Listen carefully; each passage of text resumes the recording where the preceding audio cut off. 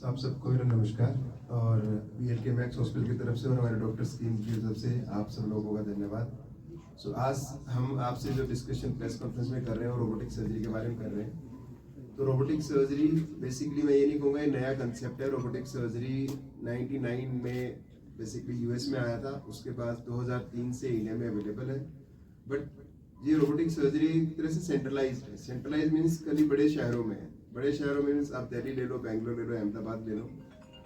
लोगों को आइडिया भी नहीं है रोबोटिक सर्जरी होती क्या है, कैसे करते हैं। तो लोगों के बारे में इनके बारे में मिथ है कि एक रोबोट सर्जरी करता है। बट रोबोटिक सर्जरी एक रोबोट से नहीं होती। रोबोटिक सर्जरी टोटल एक सर्जन के कंट्रोल में होती है। सो रोबोटिक सर्जरी टेक्नोलॉजी हम जो कहते हो AI based means artificial intelligence based surgery है, जिसमें जैसे हम लेप्रोस्कोपिक सर्जरी करते हैं पेशेंट पे खड़े होके, वहाँ हम एक रोबोटिक कार्ट होता है जो रोबोट के इंस्ट्रूमेंट वहाँ आ जाता होते हैं, प्लस सर्जन कहीं दूर बैठ के पास में ही उसी ऑपरेशन थिएटर में उस रोबोट को टोटली फुली 100% कंट्रोल करते हैं। अब इसका एडवांटेज क्या है? एडवांटेज ये है कि भी आप जैसे आप हाथ से सर्जरी करते हो, आपके 2 हाथ हैं। लेप्रोस्कोपिक सर्जरी करते हो आप 2 हाथ से करते हो, बट आप रोबोटिक सर्जरी करते हो तो रोबोट की 4 आर्म्स हैं, जो चारों के चारों आर्म्स सर्जन के कंट्रोल में है। तो आप हाथ और पैर और दोनों से रोबोटिक आर्म्स कंट्रोल करके आप पूरा का पूरा कंट्रोल रखते हो। जो कैमरा हमें दिखाता है कि हम सर्जरी कहाँ कर रहे हैं, वो प्लस इंस्ट्रूमेंट सब टोटल सर्जन के कंट्रोल में। तो उससे इसकी हम कहते हैं प्रिसाइज सर्जरी मीन्स प्रिसीजन बढ़ जाता है, जिसमें कॉम्प्लिकेशन होने के चांस कम है। सेकेंड पार्ट है कि ये एक 3 डायमेंशनल टेक्नोलॉजी है, पहली टेक्नोलॉजी है जिसमें 3D देख सकते हो। 3D देखने से फायदा होता है कि आप स्ट्रक्चर्स को बेटर देख पाओगे, जो आपको स्ट्रक्चर्स बतानी है उनको बचाना आसान हो जाता है। तीसरा है कि जो मैग्नीफाइड व्यू मीन्स आप जो आंखों से देखते हो उससे 10 गुना बड़ा दिखता है। उस 10 गुना बड़ा दिखने की वजह से भी ये सर्जरी फिर प्रिसाइज हो जाती है, ताकि आप मिनिमम कॉम्प्लिकेशन करो, ब्लीडिंग के चांस कम हो, जो एसेंशियल स्ट्रक्चर्स हैं उनको नुकसान कम से कम पहुंचे। तीसरा जो मेजर एडवांटेज है वो है रोबोट के इंस्ट्रूमेंट का, जिसको हम कहते हैं एंडोरिस्ट मींस इनकी आप किसी भी डिग्री में घुमा सकते हैं इनको। सो अब डीपर एरिया में अगर आपको जाना हो तो इन इंस्ट्रूमेंट से जाना आसान है, जिस वजह से तो सर्जन का कंट्रोल बढ़ गया, आपकी टेक्नोलॉजी बेटर है, कॉम्प्लिकेशन कम है, ब्लड लॉस नहीं है, रिकवरी फास्ट है। तो ये टेक्नोलॉजी हमें एडवांटेज देती है। अब सेकंड पार्ट आता है कि अब रोबोटिक सर्जरी है, पर रोबोटिक सर्जरी करने वाले सर्जन्स भी होने चाहिए जो इस सर्जरी को अच्छे से कर पाए। तो रोबोटिक सर्जरी की एक ट्रेनिंग मॉड्यूल होता है कि आप ट्रेनिंग के लिए आपको कम से कम एक लिमिटेड नंबर ऑफ ऑपरेशंस करने होते हैं, फिर आप ट्रेन माने जाते हो। आपको ट्रेन करने के ट्रेनिंग डॉक्टर्स होते हैं। तो हम BLK मैक्स में मैं डॉक्टर अश्विनी, हमारी टीम में 2-3 डॉक्टर और हैं जो ट्रेनर्स हैं पूरे इंडिया में जो ट्रेन करते हैं। तो इसका फायदा हमें क्या, हमने शुरू में इस सर्जरी को शुरू किया और धीरे धीरे हमने काफी लोगों को, मोर देन 100 लोगों को हमने ट्रेन किया हुआ है इंडिया में। बट हर जगह रोबोट अवेलेबल नहीं है, जहां जहां अवेलेबल है हमने वहां उनको ट्रेन किया है। अब इस रोबोटिक सर्जरी को हम हर सिस्टम में यूज कर सकते हैं। हर सिस्टम मीन्स गले के कैंसर, थ्रोट का कैंसर, नेक का कैंसर, इसोफेगस फूड पाइप के कैंसर, लंग का कैंसर, पेट के कैंसर, यूरोलॉजी मींस किडनी और ब्लैडर के कैंसर और गायनी के कैंसर। सो इन सारी चीजों में इसको एप्लीकेशन है, बट आपको ये चूज करना है कि कहां आप पेशेंट को एडवांटेज दोगे। जब भी आप कैंसर सर्जरी की बात करते हो तो आपके 3 एम है किसी भी सर्जन के। एक, क्योर रेट, कि आप उस पेशेंट को क्योर करो। तो क्योर आप ओपन सर्जरी करो या लेप्रोस्कोपिक सर्जरी करो या रोबोटिक करो, तो क्योर रेट लगभग सेम रहते हैं। बट रोबोटिक सर्जरी एक एडवांटेज देती है कि आप सर्जरी और अच्छे से कर पाते हो, तो आप क्योर रेट बढ़ा सकते हैं। सेकंड मकसद होता है कि भी आप कॉम्प्लिकेशन अगर कम कर दोगे तो आपको फंक्शंस बेटर रहते हैं। फंक्शंस मींस लाइक मैं गले के कैंसर की सर्जरी की बात करता हूँ, बोलना, खाना और पीना ऐसी चीजें होती हैं, तो ये फंक्शंस हमेशा रोबोटिक सर्जरी में बेटर रहते हैं। तो इसको हम फंक्शनल आउटकम कहते हैं। तो उसमें एडवांटेज है रोबोटिक सर्जरी का। तीसरा है कॉस्मेटिकली। कॉस्मेटिकली मीन्स आपको कहीं खाली आप क्योंकि रोबोट के इंस्ट्रूमेंट डाल रहे हो उतना ही आपका इंसिजन आता है 8 mm का। तो जब ये चीजें नहीं आती तो हमको पता नहीं लगता आपने सर्जरी भी कराई या नहीं कराई। तो साइकोलॉजिकल पेशेंट बहुत अच्छा फील करते हैं। तो जो फंक्शनल आउटकम की मैं बात कर रहा हूँ, हर सर्जरी के डिफरेंट है। गले की सर्जरी के फंक्शन अलग, थोरेक्स के अलग, पेट के अलग, गायनी सर्जरी के अलग। तो फंक्शनली ये माना गया है कि robotic surgery out of this whole technique is best. अब जो मैं आपसे बात करूँ कि ट्रेन सर्जन होने जरूरी है। अब हर चीज बहुत अच्छे से नहीं कर सकते। बहुत अच्छे से मीन्स कि मैं सारी सर्जरी में ट्रेन नहीं हो सकता। आपको एक टीम डिवाइड करनी पड़ती है कि भाई ये पर्टिकुलर डॉक्टर इस सर्जरी का एक्सपर्ट है।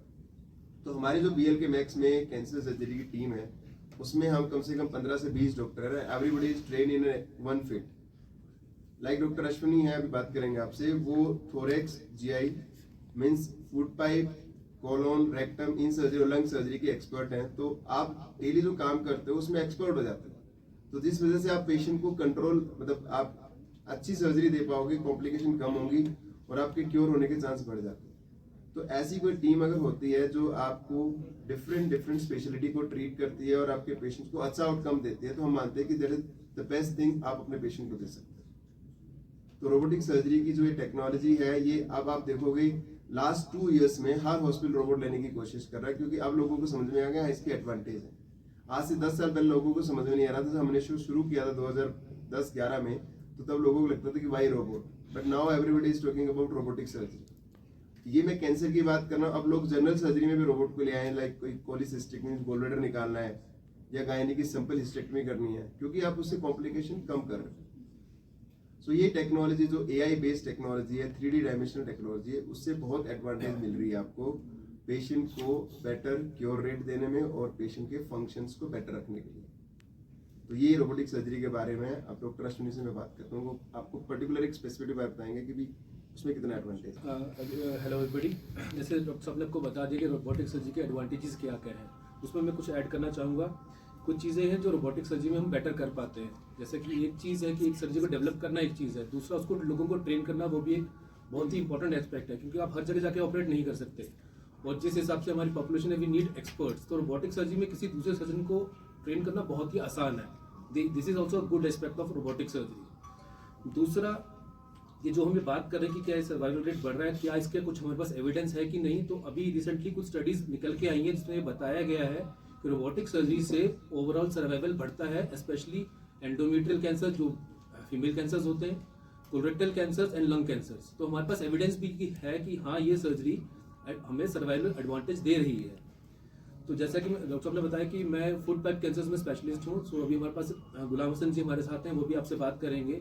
तो फूड पाइप एक ऐसा कैंसर है जिसमें हम बोलते हैं जैसे 3 फील्ड सर्जरी, आपको गले में, नेक में और पेट में 3 जगह एक साथ ऑपरेट करना पड़ता है इस ट्यूमर को पूरी तरह निकालने के लिए और एक नई फूड पाइप बना के गले में जोड़ने के लिए। तो अगर आप ये तीनों जगह में अगर आप चीरे के साथ ओपन सर्जरी करते हैं तो रिकवरी बहुत स्लो होती है। आपको छाती में चीरा देना पड़ता है, रिब को काटना पड़ता है, पेट में चीरा देना पड़ता है और गले में चीरा देना पड़ता है।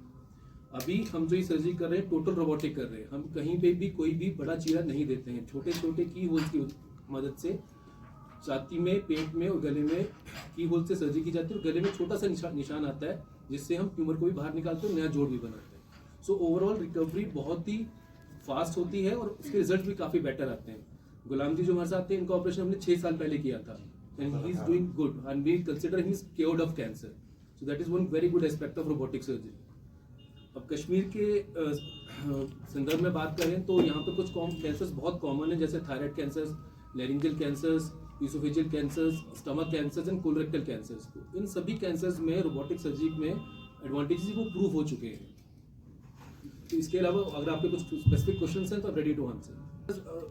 तो इसमें मेजॉरिटी ऑफ केसेस में we don't know the aetiology की क्यों हो रहा है। कुछ रेडिएशन एक्सपोजर की वजह से होते हैं, कुछ डाइटरी प्रेफरेंसेस की वजह से होते हैं और कुछ रीजनल उनकी डिस्ट्रीब्यूशन होती है। तो ये एक नॉर्दर्न बेल्ट ऐसी है जहाँ पे थायराइड कैंसर ज़्यादा पाया जाता है। सिमिलरली फूड पाइप कैंसर, ये इसमें जो मेन जो रीज़न है वो स्मोकिंग और अल्कोहल है। Maybe smoking is very prevalent and then dietary habits as well. So these are few reasons why these cancers are more common in this part of the world. ये मैं इसलिए कह रही हूँ कि मिसडायग्नोज उनसे हो गया क्योंकि मेरा जो वहाँ पे USG किया था वो एक सर्जन ने किया था। तो उन्होंने बड़ा श्योरली कहा था कि ये एक बिनाइन चीज़ है। बिनाइन हमारी टर्म में कहते हैं कि this is not a malignancy, cancer नहीं है। तो ही वॉज सो श्योर कि मैं भी खुश हो गई। मैंने कहा चलो ठीक है, अभी बिनाइन है तो कोई इशू नहीं होगा, क्योंकि सर्जरी हमारे लिए एक है कि being so young, I'm just 24 and at that time I was 23 years old, तो स्कार का थोड़ा इशू रहता है। एंड वी ऑल नो कि हमारे कश्मीर में एक स्टिग्मा है इस चीज़ को लेकर कि लड़की ऐसी हो, लड़की वैसी हो, शादी का क्या है। वी ऑल नो हमें ये चीज़ें सोसाइटी के है, not only in Kashmir but maybe outside Kashmir, everywhere. Okay, as sir said that everywhere ये एक स्टिग्मा है, this is a stigma. So थोड़ा बहुत इशू था कि मेरे को सर्जरी नहीं करवानी। तो मेरे ब्रदर आए, he works as an engineer in Oman, so he came here and he insisted me कि एटलीस्ट एक दफ़ा हम दिल्ली चले जाते हैं, मे बी वहाँ पे। और मेरे कज़न थे, he is a cardio surgeon, and approach Dabas sir का उन्हीं की वजह से मुझे मिला था। तो मैंने पहला क्या किया, गूगल पे सर्च किया डॉक्टर सुरेंद्र दबास के नाम से। तो मैंने सोचा एक दफ़ा देख लेते कि इनकी टीम क्या है, क्योंकि I am a doctor my self, तो मुझे इन इशू के बारे में पता था।